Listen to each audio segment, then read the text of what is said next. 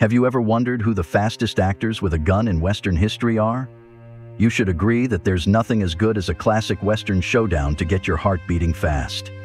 In the world of Westerns, a fast draw can mean the difference between life and death, and these actors have mastered the art of pulling out their guns and firing with lightning speed. In this video, we'll be exploring the actors who have made a lasting impact on the Western movie industry with their quick draws and impressive shooting skills. From iconic duels to intense showdowns, these actors have proven themselves to be the best of the best. But it's not just about speed. We're also diving into the amazing stories behind these actors and their iconic roles. So why should you watch this video? Not only will you get to relive some of the most iconic Western showdowns in history, but you'll also learn some fun facts and behind-the-scenes secrets about your favorite actors and movies. And who knows, you might just discover a new favorite Western star.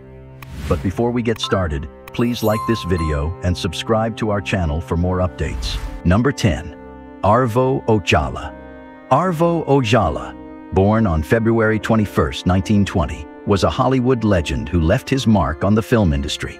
This versatile actor not only worked as a technical advisor for fast-draw revolver feats, but also appeared in front of the camera on multiple occasions. You might remember him as the unnamed individual shot by Marshal Matt Dillon in the opening moments of the long-running television drama Gunsmoke. When it came to the genuine art of quick draw, Ojala was the go-to expert during the golden years of television westerns in the 1950s and 1960s.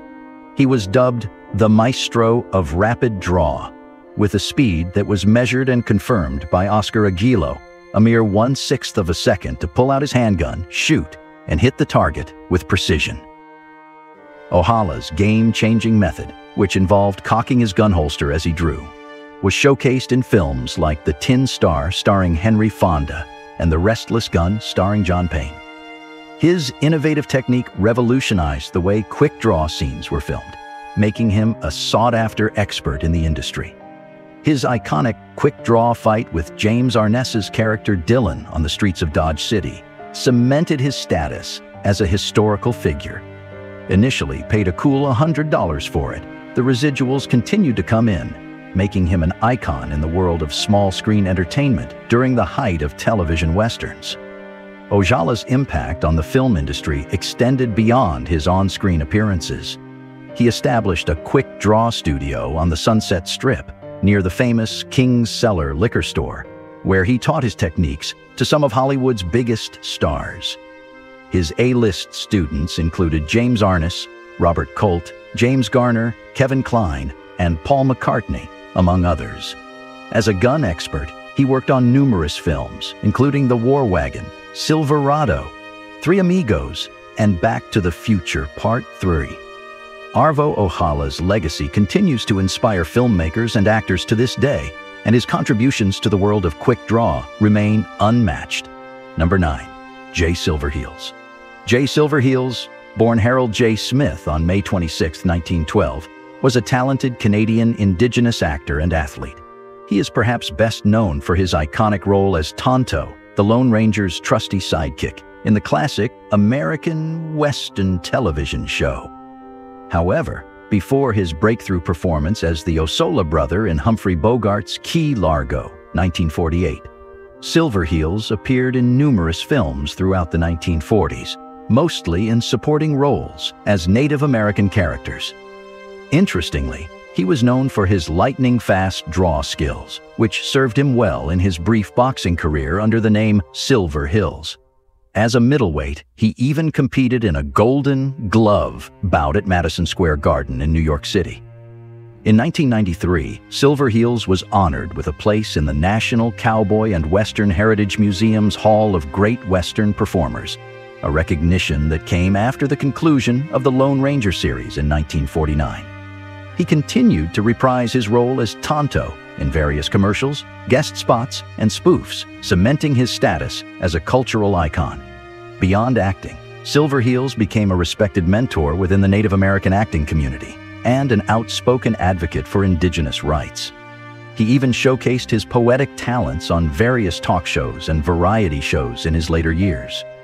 In addition to his acting and advocacy work, Silverheels ventured into the world of harness racing. Unfortunately, his health began to decline in the 1970s, and he passed away suddenly in 1980 due to a stroke. Despite his untimely passing, Jay Silverheels' legacy lives on as a trailblazer for Indigenous representation in Hollywood and a champion for Native American rights. His remarkable career and achievements continue to inspire new generations of actors, activists, and artists. Number 8. Alan Ladd.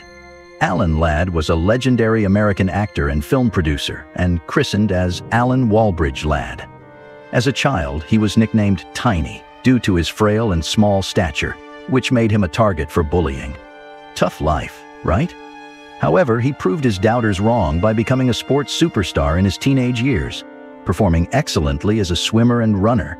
He even hoped to compete in the 1932 Olympic Games, but a nasty injury forced him to abandon that ambition.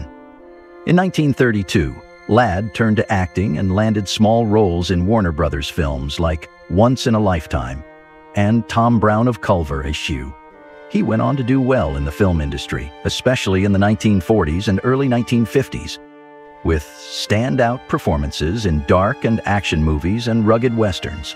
As you must have guessed, Ladd was a skilled marksman, just like Annie Oakley and Ed McGivern, and even had a mentor in Red Wing for the iconic Western film Shane, 1953.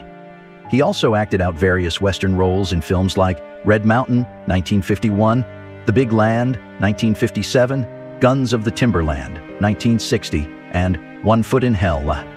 Ladd's success in Westerns was largely due to his convincing portrayal of rugged, tough, and unyielding characters. His small stature showcased a fierce intensity that commanded attention on screen.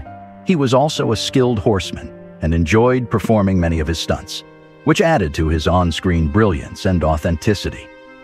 However, an unexpected turn of fate occurred in 1962 when Ladd accidentally shot himself, a terrifying experience from which he miraculously recovered. He went on to deliver an exceptional performance in The Carpetbaggers, considered one of the standout films of his later years. Tragically, Ladd was found dead in January 1964, with the cause of death attributed to a severe brain enlargement caused by a combination of alcohol and sedatives. This unfortunate accident marked the end of his remarkable story.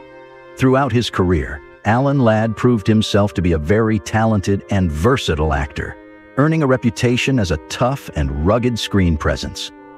Despite facing several personal struggles and a sad and tragic end, his legacy continues to inspire new generations of actors and filmmakers. His enormous contributions to the Western genre, in particular, remain enduring and influential to this day, cementing his place as one of Hollywood's most beloved and enduring stars. Number 7. Lee Van Cleef.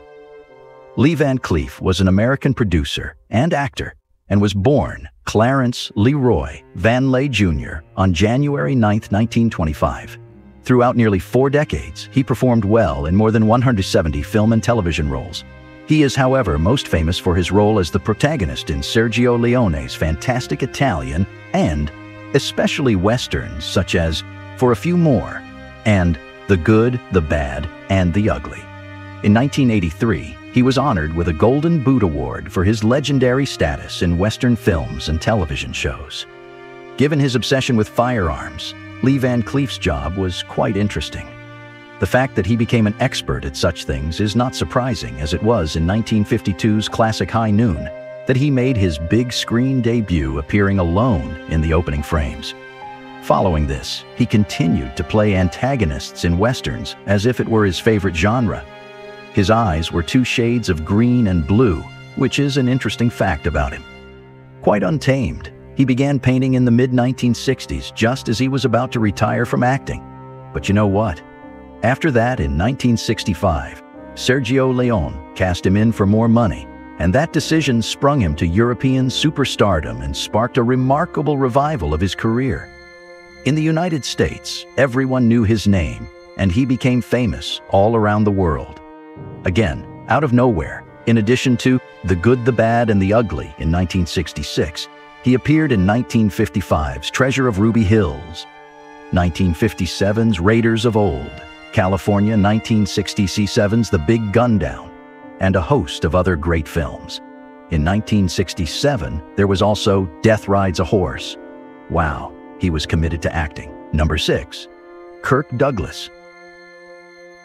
Kirk Douglas, American actor and director, Douglas was a genuine person who rose from modest origins. His breakthrough movie, The Strange Love of Martha Ivers, co-starring Barbara Stanwyck, catapulted him into the spotlight. He went on to star in a string of serious 1950s films, including dramas, westerns, and war films, and his reputation grew from there.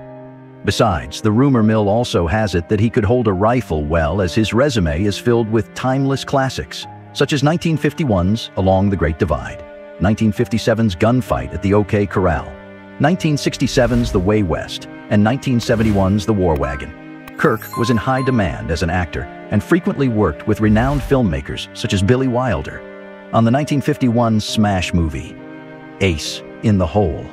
His collaborations with Vincente Minnelli were his greatest achievements, though. In 1956's Lust for Life, he was nominated for an Oscar. Much accolades was given to Kirk Douglas toward the end of his extraordinary career, as he became an honoree of the Kennedy Center in 1994, got an honorary Academy Award in 1996, the National Medal of Arts in 2001, and the American Film Institute's Life Achievement Award in 1991. Wow. You must be envious of his awards. We all are. However, on February 5, 2020, at the age of 103, Kirk Douglas sadly said goodbye to the world.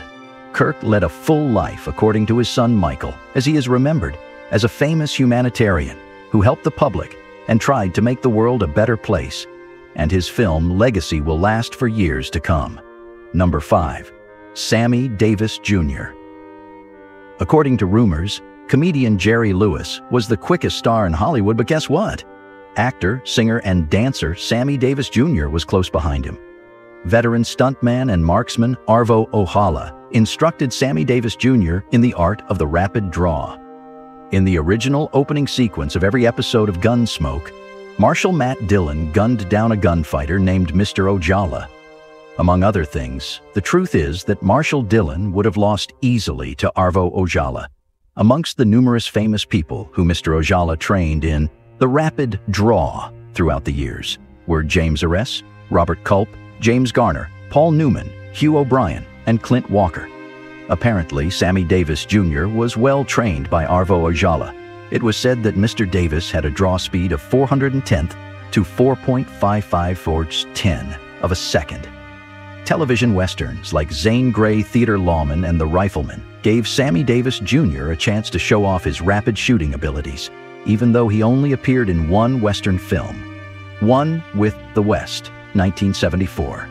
Throughout the years, he also showed off his shooting skills on a number of talk shows. Number 4. Gene Wilder. Gene Wilder is known more commonly by his stage name, Gene Wilder. Jerome Silberman was an incredible American actor, comedian, writer, and director. You probably know him better by his stage name. If you have ever seen the movie Blazing Saddles, which was released in 1974, you will notice that this individual was extremely fast with a gun on the set. He and Cleveland got along very quickly, most likely because he was a prominent figure on Broadway during the time that the cameras were rolling. Wilder provided him with some information for Eddie. They straight up tackled racism, but they did it with a side of laughs, Wilder said, expressing his opinion on the movie, which was brilliant. On a night of premieres, they went to the drive-in theater in Burbank and did it the old-fashioned way. Just imagine this. Some 250 high-profile individuals, including Cleveland and Wilder, arrive on horses and watch the movie while mounted on horses. The Frisco Kid, which was released in 1979, was mostly focused on promoting Wilder's part. The part that Harrison Ford played was reduced in some way, although the guy had just 2 years before being riding high after the success of Star Wars. Isn't that odd? Here comes the bombshell. When they released it on DVD, they blew up Ford's face on the cover, and Wilder was simply chilling out in a little corner. The information was revealed by Gene in his book, where he stated that John Wayne was initially considered for the role of Edward Ford. However, when an agent attempted to lowball Wayne, he declined. Number 3. Jerry Lewis. Jerry Lewis, who was called Le Roi du Crazy, the King of Crazy by his French fans, was a true Hollywood legend in the world of comedy. This multi-talented and diverse American entertainer was a comedian, actor, musician, filmmaker, and also a philanthropist. His big break came in the 1940s when he formed the powerful duo Martin and Lewis with the talented singer and actor Dean Martin. They were one of the most admired and popular acts of their time, and known for their hilarious comedy routines and charming on-screen chemistry. Interestingly, despite only appearing in just one Western film, Sons of the Former Ranch Partner, in 1956, rumors have it that Jerry Lewis was incredibly quick with a six-shooter. However, he only ventured into Westerns once, in this movie where he follows Martin back to the Wild West to learn what it takes to be a successful cowboy. The movie follows Lewis, raised by his mother, as he helps Martin's struggling ranch. On the same day that the film was released, Martin and Lewis made their final appearance together as a duo at the Copacabana in New York. This film marked Dean Martin's first ever entry into the Western genre. And Jerry Lewis also made a few smaller on-screen entries, including repeating his famous Bobby character in the Brazilian comedy Edu a Horta Não Se Aprende, and starring alongside Nicolas Cage, a loyal fan, in the 2016 thriller The Trust. Unfortunately, his health declined steadily, and this kept him largely out of the public eye in his later years. Jerry Lewis left behind a legacy of laughter and entertainment. Throughout his long and varied career, Jerry Lewis worked with some of the biggest names in Hollywood, from Dean Martin to Frank Sinatra and Charlie Chaplin. He was a pioneer of comedy, paving the way for future generations of comedians and actors. His impact on the entertainment industry is strongly felt today, and his films continue to delight audiences around the world. He passed away on August 20th, 2017, at the age of 91, at his Las Vegas residence, due to natural causes. His family and fans will continue to remember him for the joy he brought to the world. Number 2. Audie Murphy. Audie Murphy was a true icon in the United States of America. He was a soldier, an actor, and even a lyricist by profession. He was one of the soldiers who received the most decorations during World War II. He received the Medal of Honor, which is the highest honor that a soldier can receive for valor.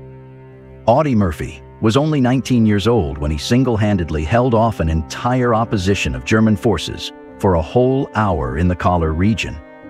His story drew the attention of Hollywood legend James Cagney after he was discharged from the military in September 1945, having been promoted to the rank of first lieutenant.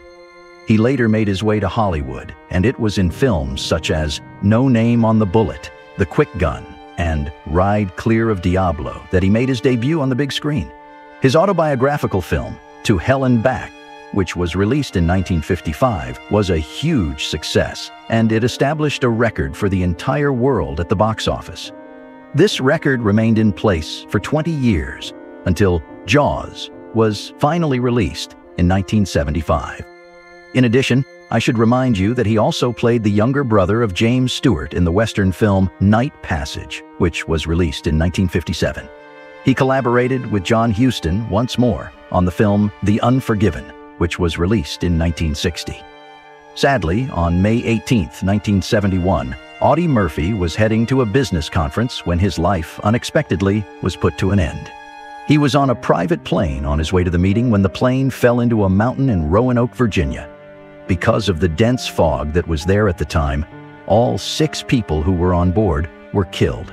He was laid to rest at Arlington National Cemetery, with full military honors, leaving behind a legacy that will endure for generations to come.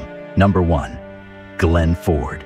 Glenn Ford was a renowned Canadian-American actor who captivated audiences with his charisma and lightning-fast draw, earning him the nickname, the fastest gun in Hollywood.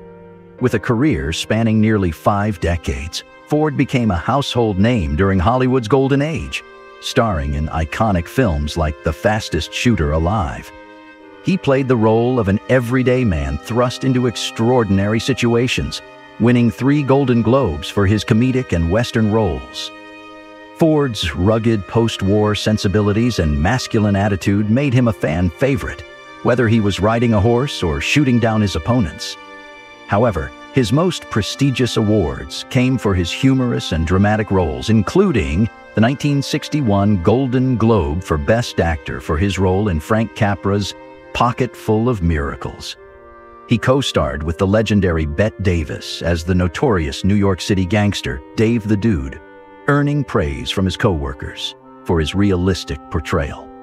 Ford's remarkable career was recognized by the Library of Congress, which added 5 of his films to the National Film Registry for their cultural, historical, and aesthetic significance to American cinema.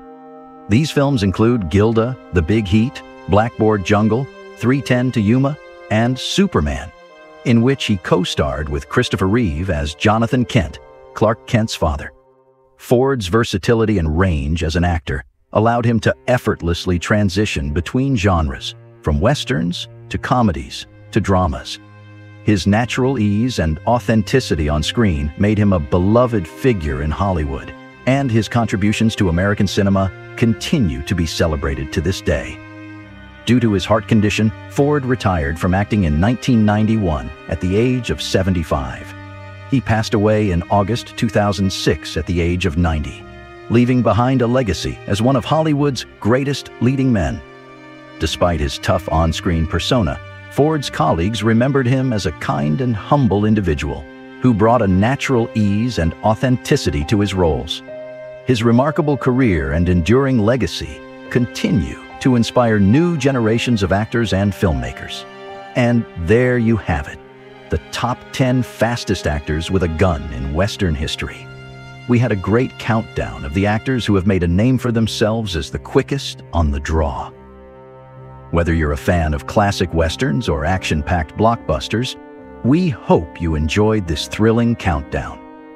We've also recapped some of the most epic showdowns and shootouts in Western cinema and discovered the actors who have made a lasting impact on the genre. So the next time you're watching a Western movie, remember the actors who have made quick gun draws an art form. And who knows, maybe you'll even learn a thing or two about the Wild West and its legendary heroes and outlaws. Which of these actors impressed you the most? Have you ever fired a gun? How quick are you at handling and firing guns? Please leave your responses and thoughts in the comments. We would love to hear from you. If you enjoyed this video, share it, and don't forget to subscribe.